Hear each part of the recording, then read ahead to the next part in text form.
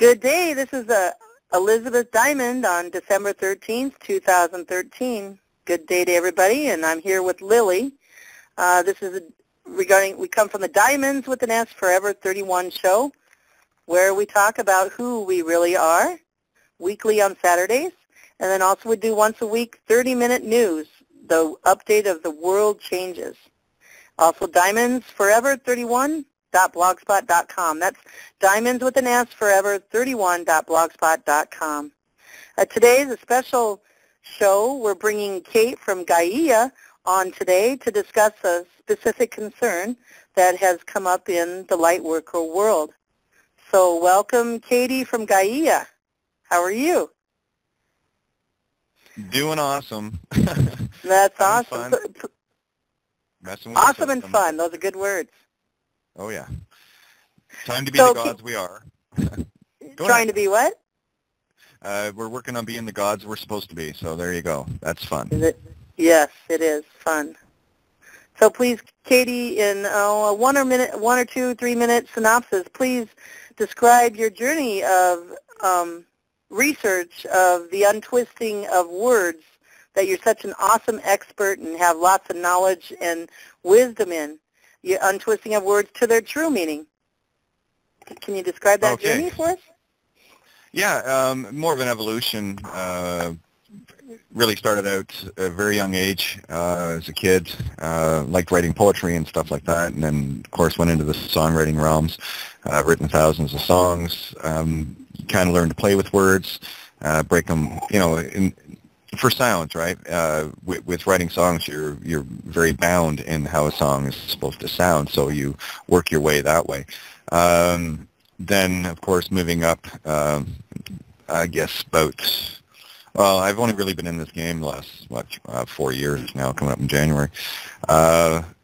It was kind of an evolution that happened, breaking down legalese and the trickery of the courts and what have you, to getting to the point where could see right in behind all of the sigils.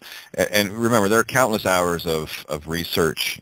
People like Mike Tessarian, Jordan Maxwell, Salta Bonacci, Bill Donahue, Mark Passio, Robert Otte, Matt Presti, and countless others, Sivan Bomer, all of these brilliant individuals that have had an impact on me from their perspective, especially with regards to words and sigils and symbols and what have you. So I took it from a very different perspective, where people had been breaking things down from an extremely literal visual. With me, it always worked backwards, because when I was writing a song, I always got the visual first, and I used the sigils to describe it, letters, whatever you want to call them. Whereas, humanity, especially through the schooling system, has been so indoctrinated into sounding a word a certain way. A letter sounds a certain way in a word, and you cannot break those rules. And that, to me, is a very, very defined way of thinking. It's pure program, it's pure indoctrination that you cannot color outside of the lines. Sorry, my crayons can color anywhere. And that's kind of how I've approached things. And, every word I would break down led to another concept. Music was key in all of this. The first real word that comes to mind here, and I'll leave it at this one, is the word admiralty. A lot of people look at that at first glance, and they get admiralty law, admiralty navy, and all the rest of it. But I looked at it from the phonics, breaking it up into the Scylla bulls. Yeah, that's not a coincidence. Scylla and Charybdis, devil, dark blue sea, or deep blue sea, rather. I like to include that kind of stuff in my essays as well.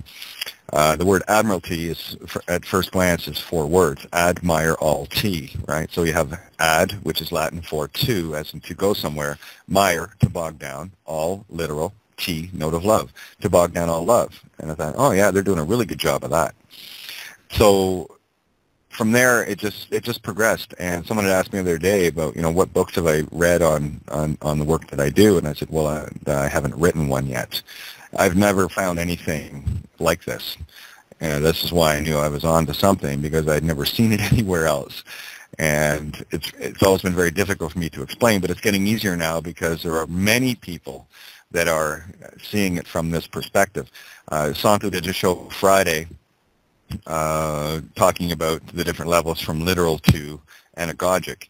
Just below anagogic is when you're dealing in the allegoricals, seeing things from an allegorical perspective.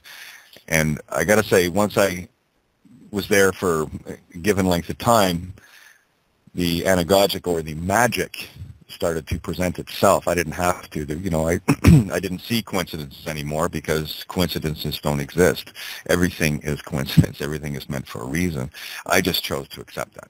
So there you go. There's a little nutshell. The short version of my path was I've been to hell, and I'm on my way back now. Beautiful. Wow.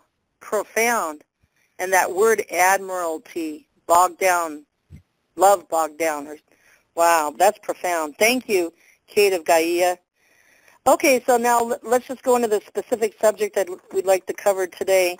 Let me prelude it by this, and then I'll let you take it away, Kate. So we want to talk today about pure truth, meaning a truth of anything.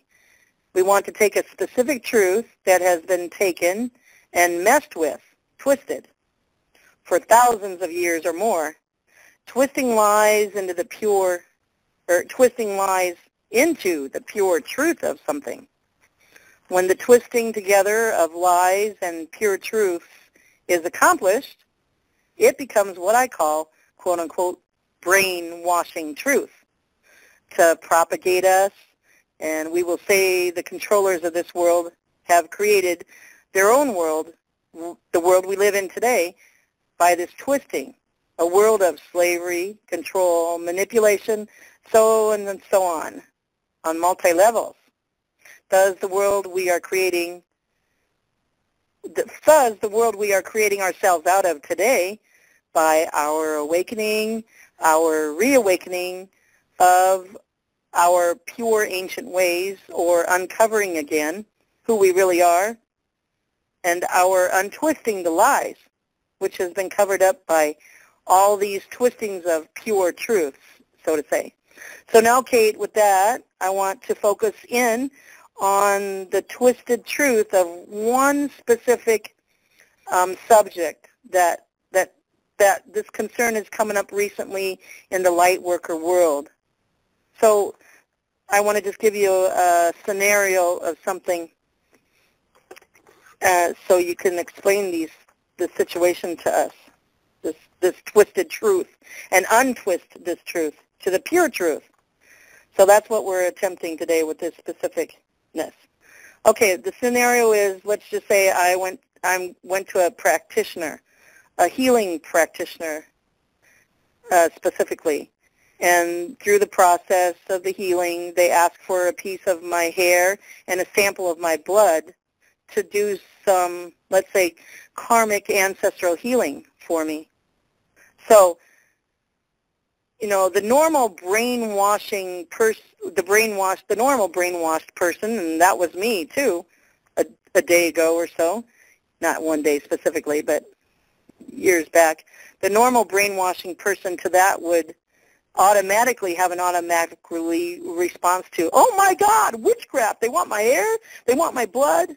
Oh, that's a witch, man. Oh my God, fear, That's the brainwashing. So let's untwist this, Kate, the blood and the hair, and let's untwist it to the pure truth, and what is really blood and hair, the physiology of it, how, the ancients trace it back to when it was first used in the pure way, and we'll bring some more of that points into as you go, Kate. What do you think? Can you paint us? Oh yeah, I can paint you a picture on this. Which is the truth, a truth picture, right? Pure truth picture. Well, I'm hoping. Take it away. Yeah, that's the intent, right? So let's focus in on contract first, because everything that we do in the physical, regardless of what it is all contract. Every action you do is a contract. There had to be an intention or a concept, a thought to do it before it ever manifests. So the physical is always the past. It is the effect, right? Every thought we have is the present or the ether. That is the mind of all. So we've got to get these things in order. Everyone seems to work it backwards, thinking that they're going to create a spiritual effect by doing physical things all the time. Yes, you will, but if you were caught in a physical contract with a spiritual contract combined, you're just going to be running in circles. That probably sounds very convoluted, but I'll try to explain this further. Every thought you have is a contract. Any idea you can conceive is a contract. Now, if you get someone else to agree with it, now it has power, right? An idea is just an idea. It is nothing until it has an agreement. Let's go back to the days of the cannibals. Imagine the first cannibal that decided to eat the enemy and convinced someone else that this was a good thing. Then next thing you know, it became customary for that whole culture. So one idea that got manifest and then, more importantly, got agreed with, became the norm. And that's what we're dealing with in a very literal world that we have here. I like using the legal as the example of that. And this will actually explain what you're asking. We got to get this clear first, because it is all about the intention of the individuals. If there was an intention on one of the parties to create harm and didn't tell you, then that would be deemed, in my world, that would be deemed evil and someone with evil intent. But I nullify that anything that I do can only be used for benevolent or good intent, and anything that is counter to that will flash back in the intender's mirror. So I let evil destroy itself. So those are always my terms. I set my own terms as to what I want to experience. I'm not going to go into something and say offer somebody blood and hair without having that in place. So I set my contract terms in the ether, because the ether is where creation is, not the physical. This is the manifest. This is where things happen. This is the effect of our thoughts. Okay? So now, if you were dealing with a practitioner that is seeking, blood or hair, I merely see that as something symbolic, but there is a much bigger game afoot as well. You see, the blood is two elements. Well, it's more than two, but two basic components. You've got ether and you've got physical, water. Ether is the plasma. That is the energy contained within the blood. Blood is a very unique substance. I don't even like calling it a liquid. The blood contains both ether and physical, plasma and water. And this goes right into why urine therapy is so critical, but we'll save that for another time. What you're dealing with there in the human body is the blood is the only place where heaven and earth mingle within the body. And when people get the idea that the human body is a universe, which it is, we are all the universe and merely a fractal of all of creation, a fractal within, right? Each one of us at our heart, I refer to the heart as the Anu, which is the mother of creation, if you will. And it has been scientifically proven there is a little point of light in there that sits between 3,000 and 6,000 degrees Fahrenheit. Now, the blood does not get pumped through the body by the heart. The heart is just physically incapable of doing that, and it's quite retarded to think. Anyone that tells anyone that the blood is being pumped through the body every 20 minutes, that's a lot of work, right? By a muscle that at its thickest point is only 2 millimeters thick, needs to have their head examined, because that kind of pressure, think about it, 72 beats per minute for a typical lifespan of 80 years, never mind the fact of how much pressure people put on their bodies via obesity, alcohol, different poisons, GMOs, all the rest of it, and you're expecting your heart to pump that sludge? I don't think so. Okay, what the heart is a regulator. It times the implosions of the blood. The Anu, by the way, is also, it's a toroidal field. Prime example, you can look at, say, the Orion Nebula, which is an Anu. Do some research on what an Anu field or a toroidal field is, and you'll understand more of what I'm saying. What happens is the blood implodes, and the best people to look at this work is Robert Otte and Matt Presti, dealing with Walter Russell, the late great, dealing with Russellian science. The blood travels through the body imploding, and what the Anu does is it times those implosions. So it's a very ethereal process that goes on.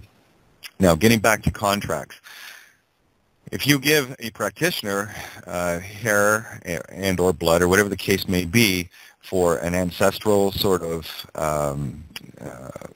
what's the word I'm looking for here, ceremony, whatever the case may be, to find Healing? something else. Healing, yeah, absolutely. What the blood and hair can represent, when you take it down to its core essence, the program within that is the DNA. There is a direct line in the mitochondrial DNA back to the original mother. So that carries, I see the concept of that carrying all the way back to source, right, from the very first physical incarnation, if you will. And it's transferred through the mother line. That's only the mother passes on the mitochondrial DNA. All right, so I see that from an ancestral viewpoint, absolutely. That is a direct connect all the way through. And it should be treated symbolically as that.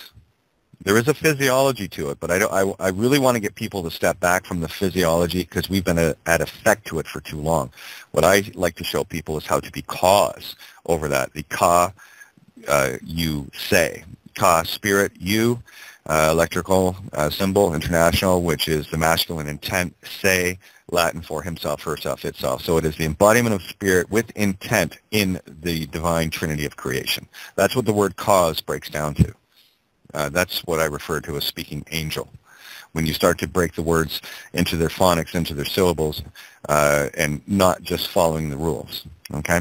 So when we're dealing with blood, being what it is, blood is the only substance in your body that is perfect identification for you. Anything beyond and outside of the body, i.e. Legal names, fictions, all the rest of it, nickname, I don't care what it is. Those are all false impersonations of who and what you truly are. The blood is the only perfect identifier. That's why, for me, anything, I will not sign anything, because here's the fact of the matter. Anytime you touch a document, you are leaving behind DNA. You are actually sealing that document. And a seal is a covenant of the highest order. It involves both spiritual and physical. DNA. Blood, doesn't matter. DNA on a piece of paper that can be traced back to your blood. So it is a perfect identifier. So when you actually physically touch something, you have had the intention to touch it. So you've already made the contract. It's not about signing anything. Okay? That is just to make sure that there's DNA on the contract. All right? The signature is also the embodiment of showing the intent of the individual to enter into a contract. And how many people do you know actually read these contracts? They don't. How many people actually know that when a bank manager hands you a document, they've already sealed it with their DNA, and sometimes, most times, they will sign it before you by putting an X on the line, which makes you the guarantor of their signature. So you're actually lending the bank manager the money. So when something goes wrong on your end of things, the bank doesn't come back to you. They make you think it's you, but it's not. You've actually signed and created money for the bank manager. It was the bank manager that bought the house. And because they didn't pay up, the bank now can go and claim their employee's property. And if you try to interfere, you're actually a third-party interloper. This is why you can never receive back an original copy or the original document that you signed or touched with your DNA, because you're not the holder in due course. You're not the first one that touched it. Nifty trick, huh?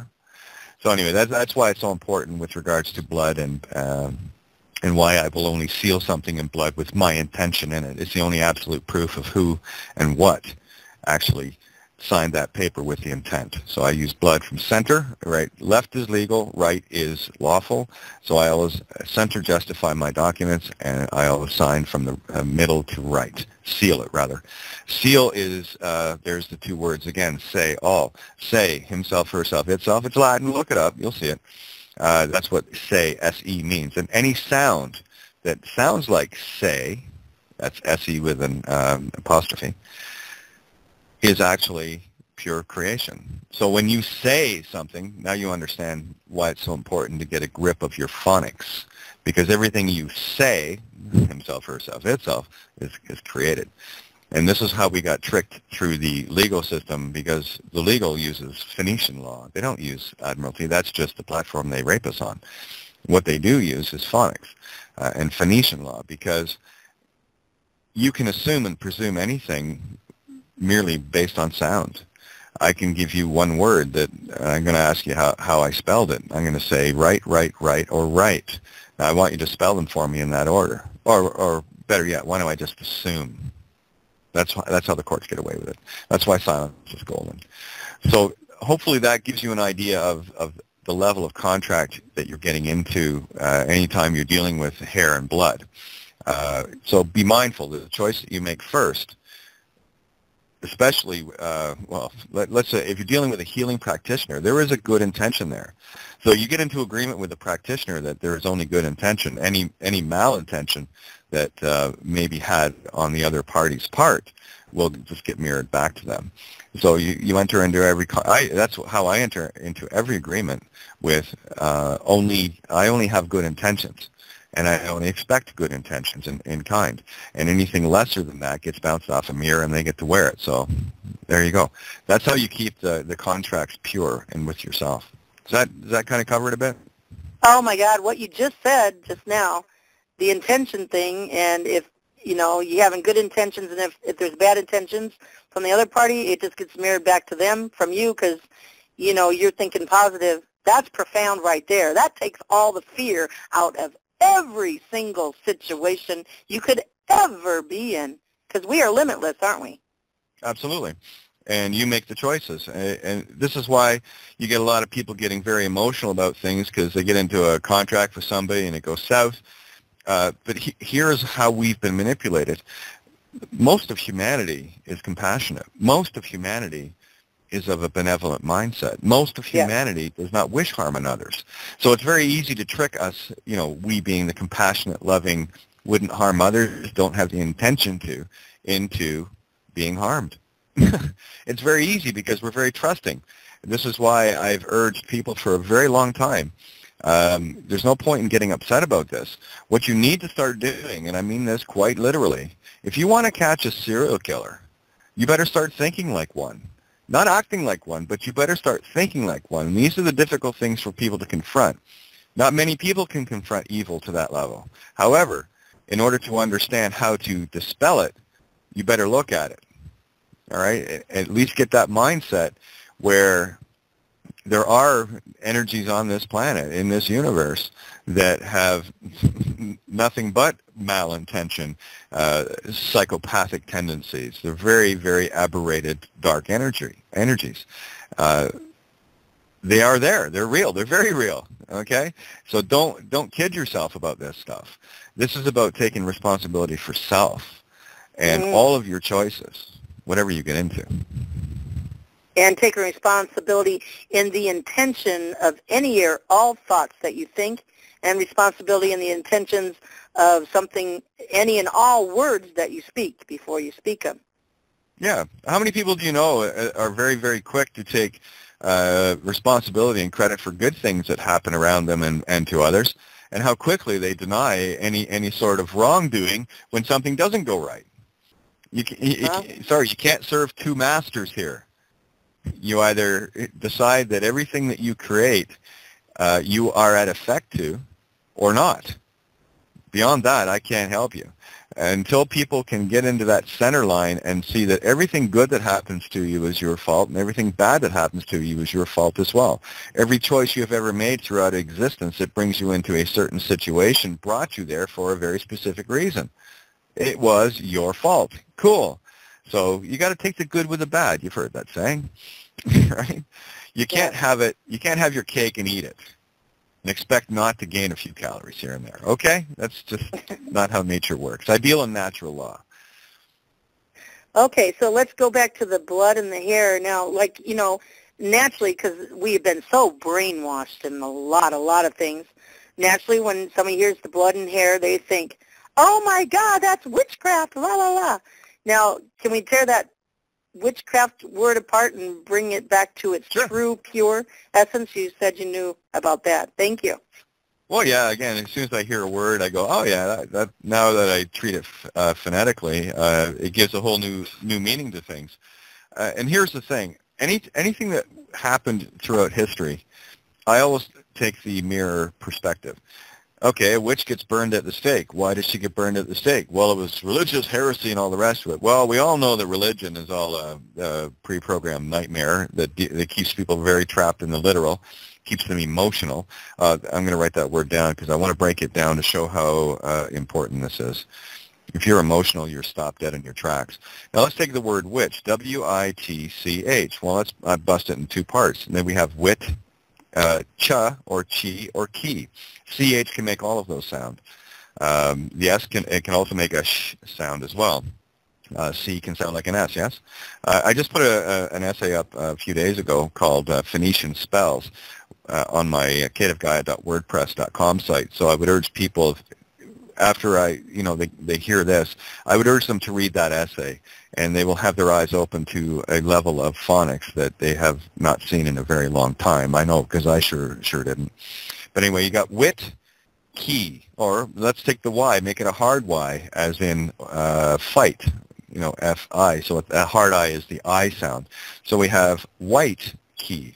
Oh, let me see. So there's the white ki. Now, ki in Greek is spelled in one letter. It's the letter, we represent it with the letter X. You're probably familiar with ki-ro, the, what do they call it?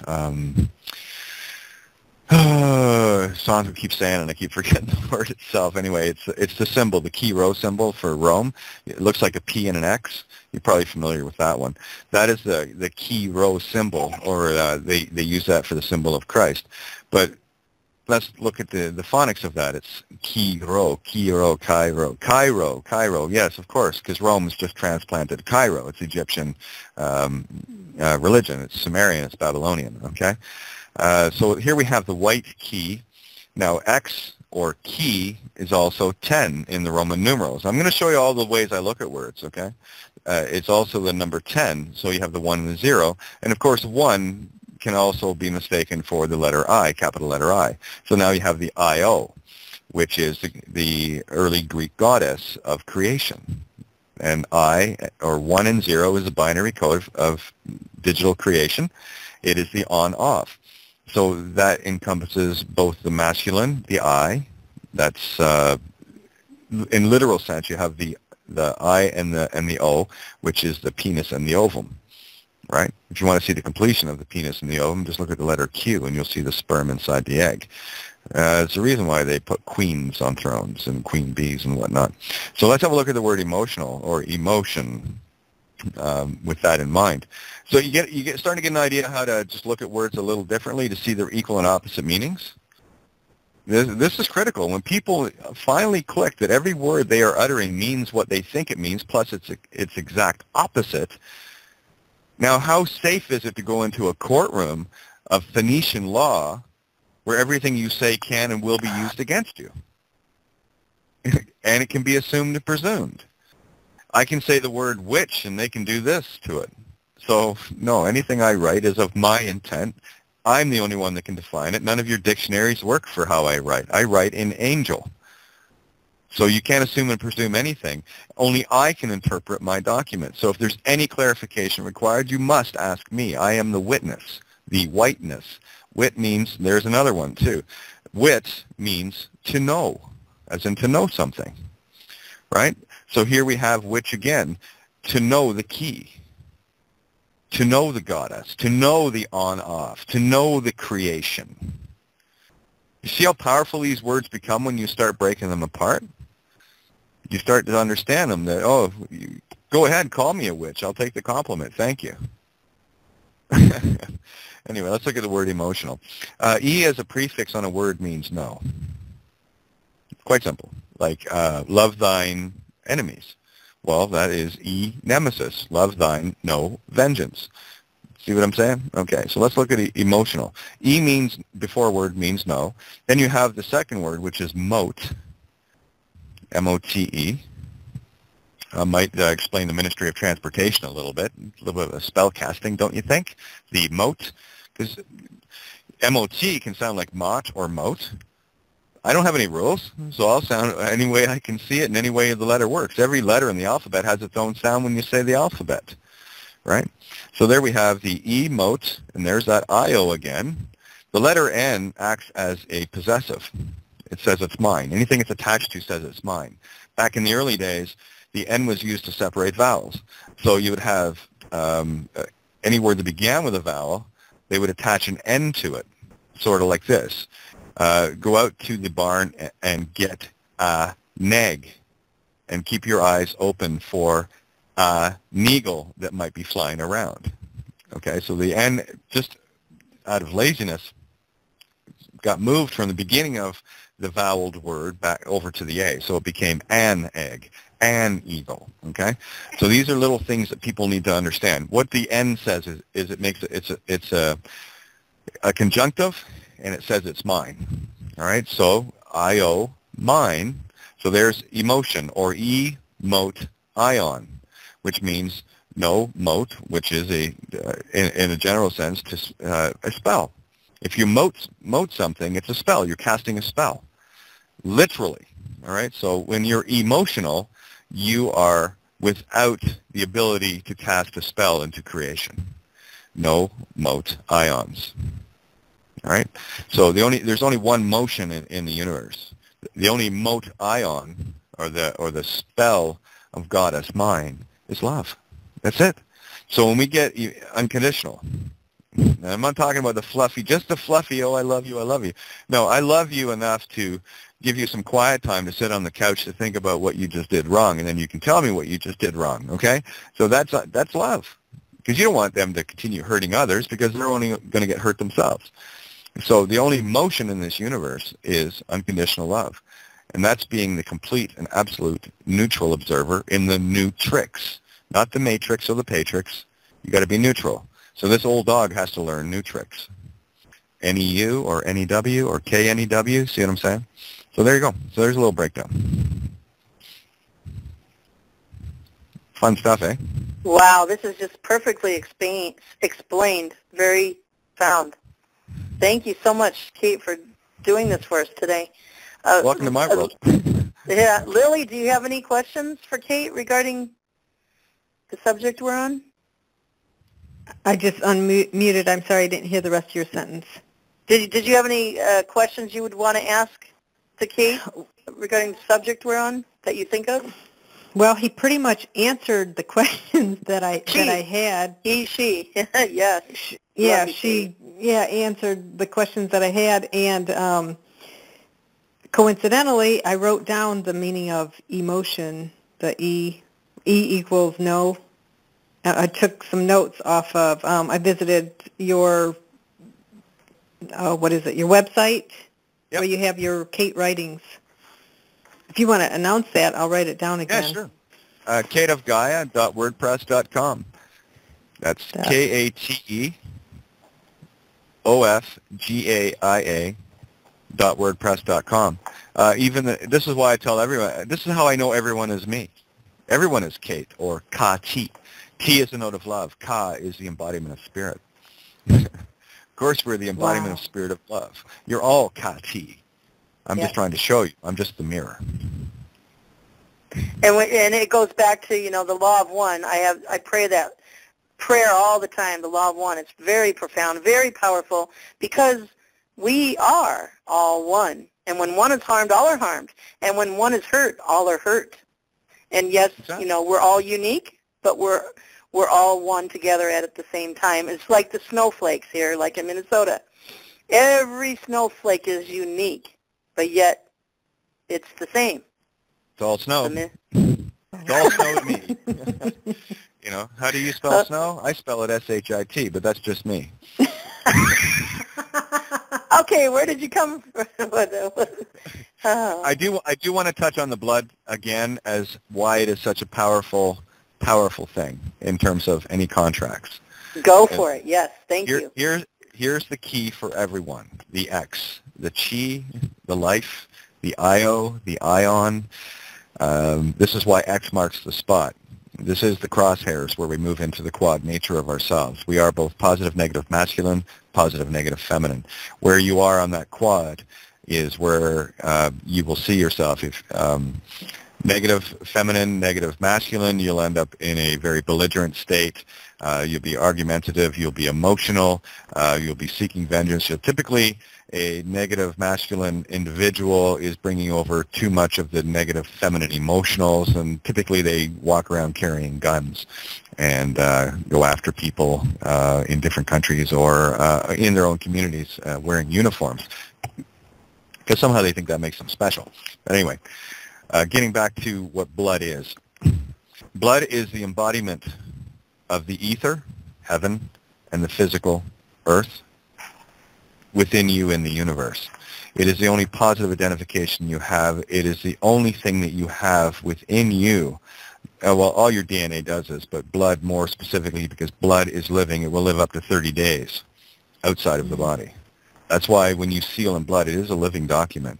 That's why the Pope Boniface VIII in 1302 did the Unum Sanctum in that document, that papal bull, yeah, it's all fun, was written on in blood on the skin of the child the blood was taken from.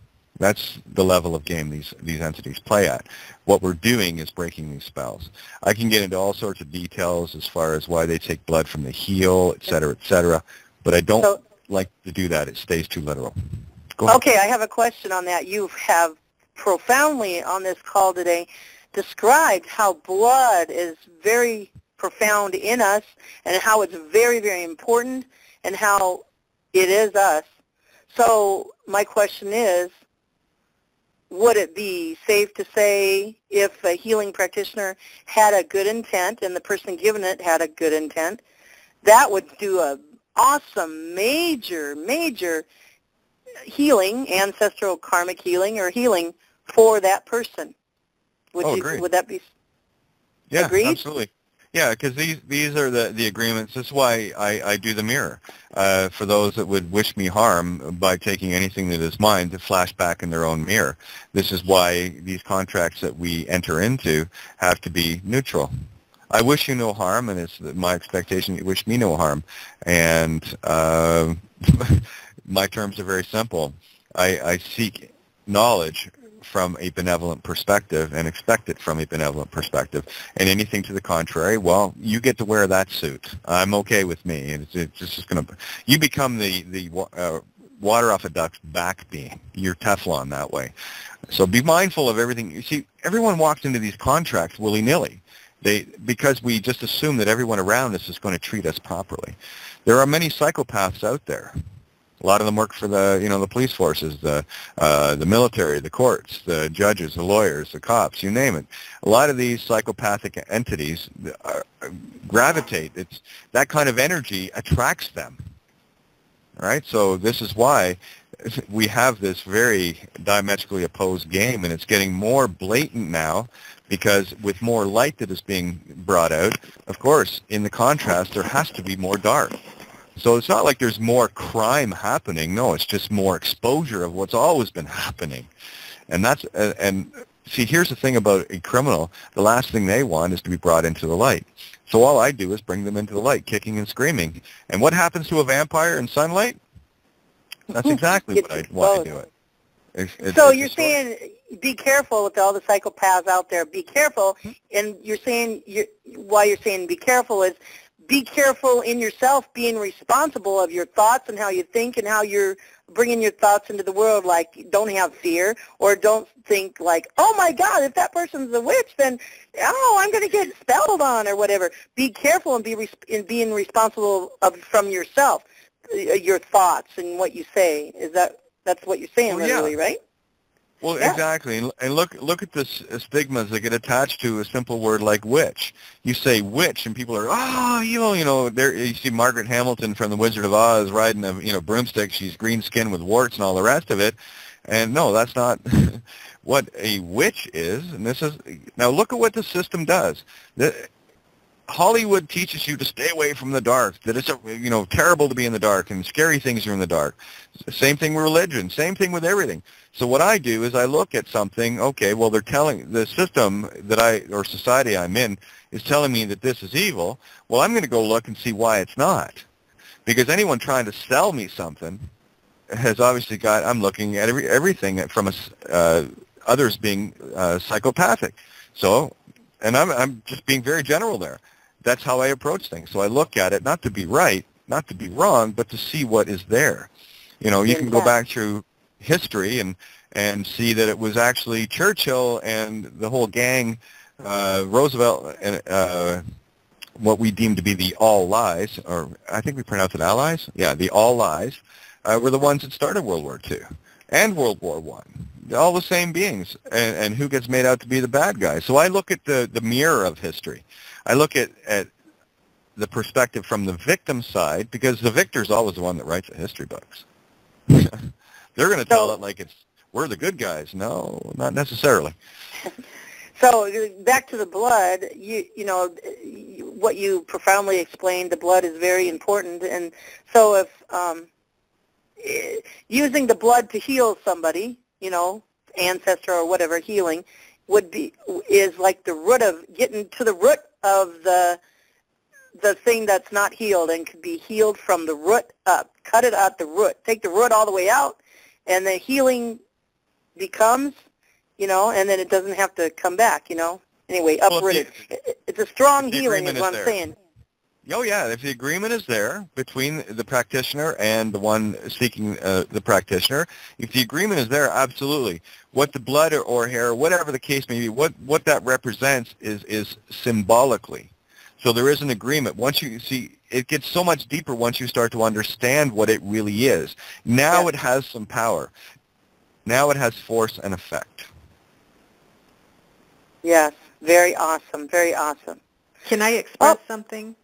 Sure, and then we'll wind it up. So go ahead, Lily. Okay, so to sort of paraphrase or to express my perception based on what I heard. So since our words are so powerful, and when somebody tells us, say, because all our thoughts aren't ours, they're based on everything everybody else says, our parents, our grandparents, the school system, the government. Our belief system isn't necessarily fully ours. It's been entrained, indoctrinated, etc. So say, for example, you want to get a healing or a reading or whatever it is, or you're going to do business with someone. It's my intent of the business that I do, and or if somebody says something, say someone says to me, oh, be careful, don't do this, you also go back to, and I'm not party to the person saying something to that belief, but then you go back to dissect it and say, well, why is that person saying that? What is their intent to say that? Correct? So there could be maliciousness on the other person, their intent, and it depends. Again, we go back to intent. Correct? Yeah, and the easy way to dissolve all of that is to only have your intent. And actually, there's an essay on my blog page called Behold a White Canvas, which explains in great detail what you just said. Yeah, I read that. As far as understanding who we are, we have to remove all of the programs. Because I'll tell you, like Christianity, Muslim, or Islam, and Judaism, they're all the same thing. Yet, and they all telling the same stories. Yet we're all divided and conquered through it. You know, keep people separate, keep them divided, and that's the whole idea of putting different labels on people. So you got to remove the labels. I mean, everyone on this planet has blood in common. That is our common physiology, which brings spirituality to Earth. That is the binding of heaven and Earth. There was something I wanted to mention there. Bring it back to yourself. Regardless of what someone's intention outside of you is, all you got to do to know yourself is to stand your ground, knowing what your intention is. And when you start seeing things the way they really are, and I'm talking from the position that I'm speaking from, I got to tell you, it's pretty wild. And a lot of others are hanging out in this anagogic realm as well. When you start to see the magic, when you really start to see the magic, you'll understand everything that I'm saying. What I try to do in my writings is convey these anagogic or above allegory breakdowns, magic, into simple terms that people can have little aha moments with. I'm trying to share my aha moments, and I do that every single night on the air. That's what we do every night. Bring the magic home. And with that, Kate, why don't you give your Blog Talk radio show the information on that? Oh, yeah. And anything else you'd like to give for yourself, for people can find you? And any references you can remember that you studied with this word thing or, whatever. Go ahead. Well, the word thing is really an original thing. That's why I said I've never found anything based on, I found different things after the fact of what I've been doing, but I never specifically went out to do this. It just kind of fell into my lap, and that's kind of why it's so beautifully magic. But to get a hold of me is easy. kateofgaia.wordpress.com. That's my website. All you have to do is Google Kate of Gaia. And if you can't find me, you got issues. My Skype, I'm easy to get a hold of on Skype, KATIE.RENEE.THOMPSON.